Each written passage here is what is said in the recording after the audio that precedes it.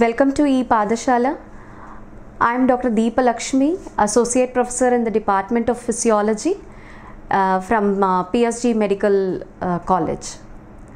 Now you have chosen to study about cardiac cycle. So the basic physiology behind the cardiac cycle is nothing but the cardiovascular physiology is comprises of heart and blood vessels. So the heart is a muscular pump. To act as a muscular pump, that is the heart, to act as a pump, it has to contract and relax. This we call it as mechanical events.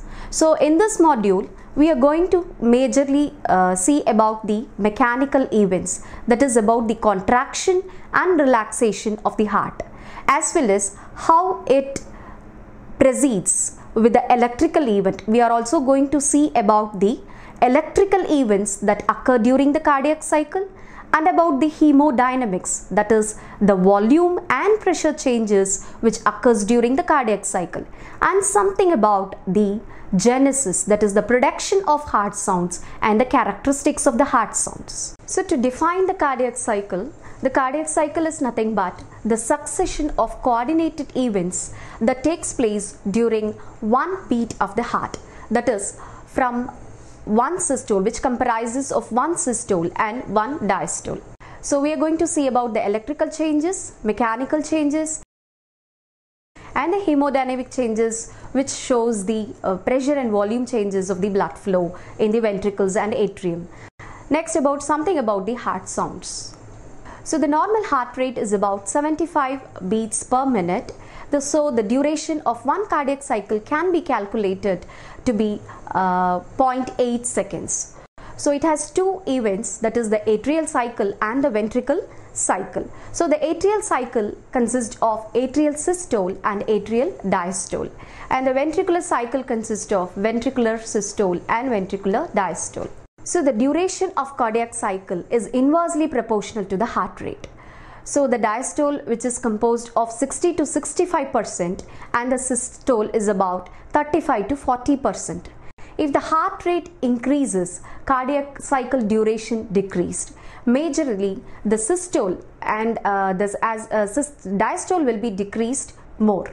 So if the heart rate is more, that is 150 beats per minute, the cardiac cycle duration will get reduced to 0.4 second. So the systole will become 0.25 second and the diastole become 0.15 second. So there will be little time available for the ventricular filling. So first we move on to the mechanical change. So the atrial changes we can see under the atrial systole and the atrial diastole, and the ventricular changes we can see under the ventricular systole and the ventricular diastole.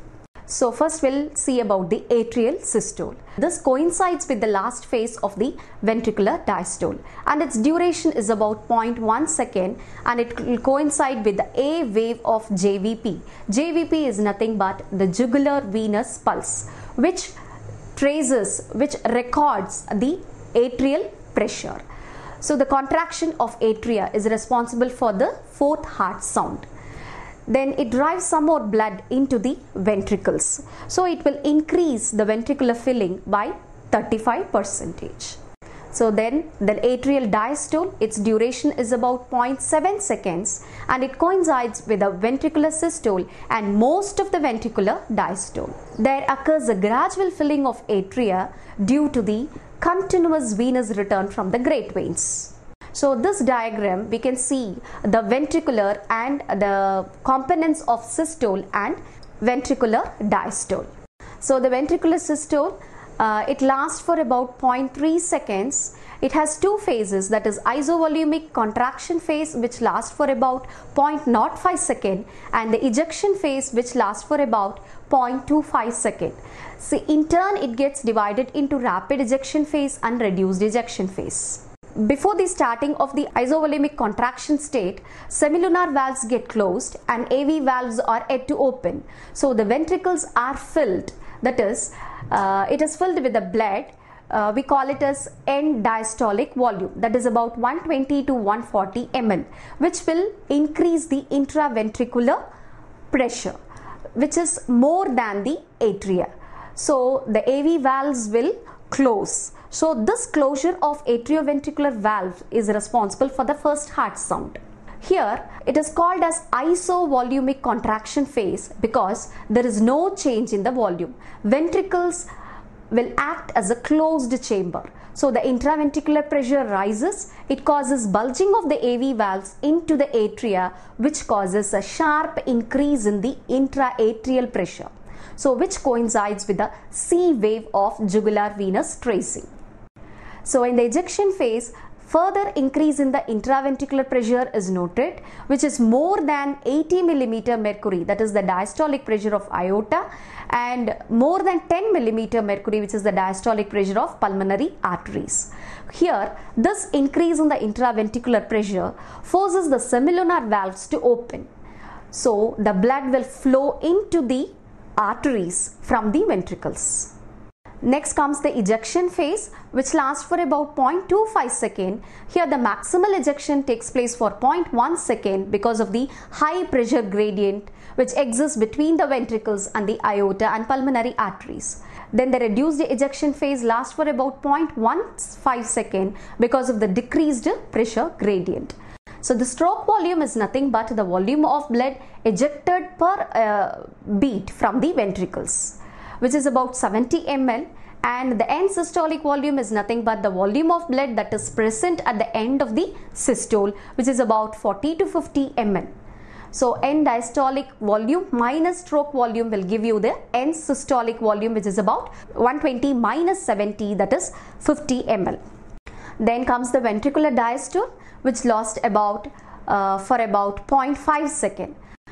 Here it is divided into the phases like protodiastolic phase, which is about 0.04 second, then isovolumic relaxation phase, which is about 0.06 seconds, and rapid inflow phase, diastasis, and the atrial systolic phase.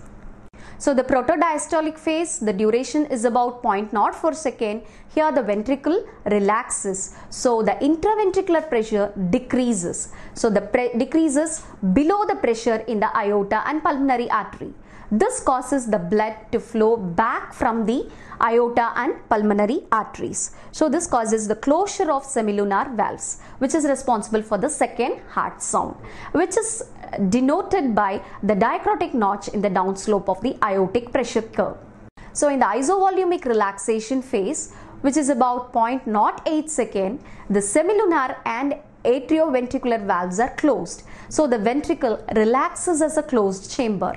There is no change in the volume. So the intraventricular pressure will decrease from 80 mm mercury to 2 to 3 mm mercury. Then the AV valves open here, which is denoted by V wave in the atrial tracing of jugular venous pulse. Next comes the rapid inflow phase, so which lasts for about 0.11 second. Here also there will be decrease in the intraventricular pressure, which is less than that of the intraatrial pressure. So here the AV valves open and the blood flows from the atria into the ventricles. This is responsible for the third heart sound. Next comes the diastasis phase, which is about 0.19 second. Here the pressure in atria and ventricles reduces slowly. So the blood from the atria to the ventricles flow at a low rate, that is stasis will occur. So the duration of stasis is variable. So that next comes the last rapid filling phase, which coincides with the atrial systole, and it pushes the extra 25% of the blood into the ventricles. So again we can see the systolic and diastolic components of the cardiac cycle.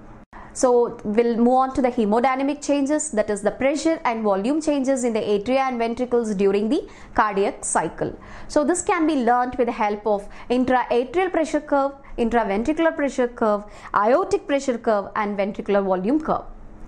So the pressure changes in the atria is reflected in the veins near the heart, that is the internal jugular vein. So the jugular phlebogram, that is JVP, will help you to understand the intraatrial pressure changes. So you can see here during the atrial systole, the AB segment denotes the atrial systole, where there is increase in the intraventricular pressure. Then next comes the BC segment. The point B denotes the closure of AV valves. So the BC segment denotes the isovolumic contraction phase. Next comes the point C denotes the opening of semilunar valves, and CD segment denotes the ejection phase. So EF segment denotes the protodiastolic phase, and F point depicts the closure of semilunar valve, and FG segment we can see the isovolumetric relaxation phase, and the ventricular diastole, the GH segment denotes the ventricular diastole.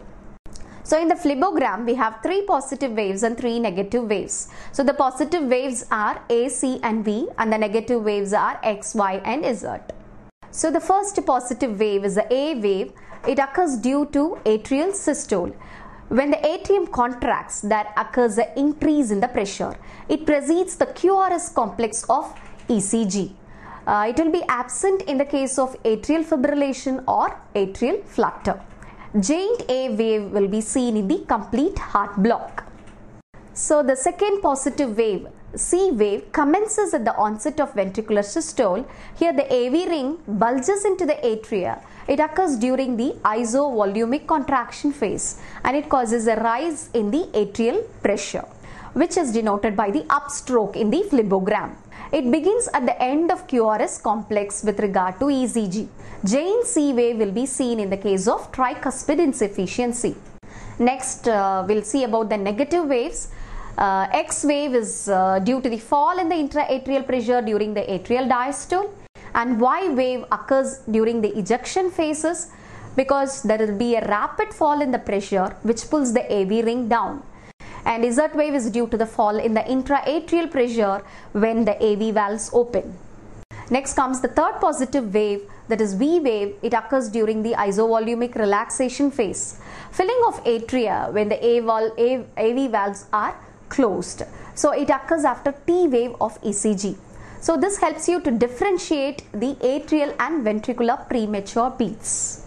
So this picture depicts the aortic pressure changes. The point 1 denotes the semilunar valves are opened, and the 2 marking notes the maximum ejection phase, and from 2 to 3 it shows the reduced ejection phase, and 3 will show you the start of ventricular diastole, and the 4th point shows the closure of semilunar valve, and the 5th point, that is, it is marked as a small positive wave which is called incisura. So this diagram shows the ventricular volume changes. You can see the decrease in the volume in the ventricular systolic phase, and you can see the increase in the volume during ventricular diastolic phase as the ventricles are filled with blood.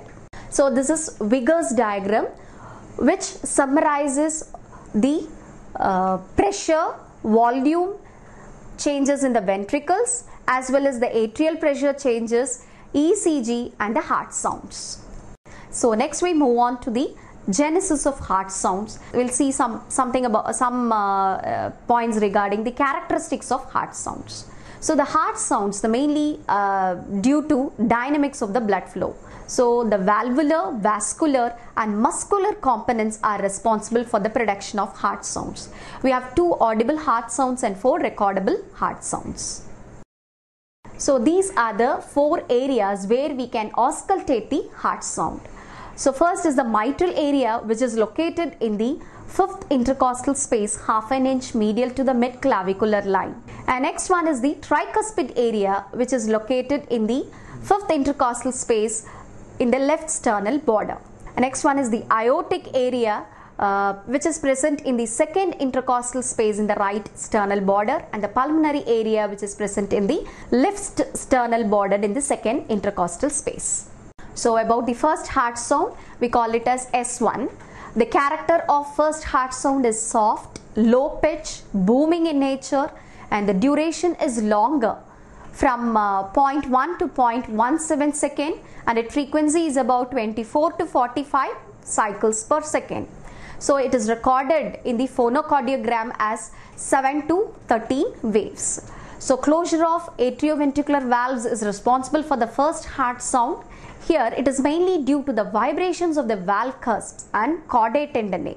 It is also due to the blood flow, and the muscular component responsible for the first heart sound is due to the vibrations in the ventricular muscle as it starts to contract. The vascular component being the vibration of the aortic valve. The auscultatory areas are being the apical and tricuspid area. Hear the first heart sound in a better way.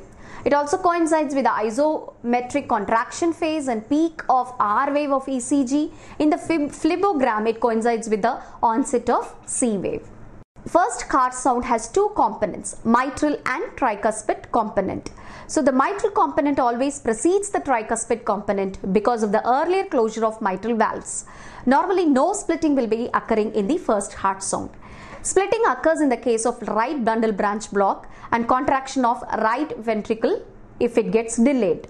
Left bundle branch block, that is reverse splitting, occurs. Tricuspid component occurs before the mitral component, and it will be louder in the case of left ventricular hypertrophy, anemia and pregnancy. So the second heart sound, it is a higher pitch sound, snapping in character, and it's of shorter duration, that is about 0.1 to 0.14 second, and its frequency is more than 50 cycles per second. In phonocardiogram, it is recorded as 4 to 6 waves. Closure of semilunar valves is responsible for the second heart sound. So it is better heard in the aortic and pulmonary area. It coincides with the ventricular diastole. It precedes or coincides or it follows the T wave. In phlebogram, it coincides with the ascending limb of the V wave. So it has two components, aortic and pulmonary component. Normally, P2 will be softer than A2. Here the split is wider.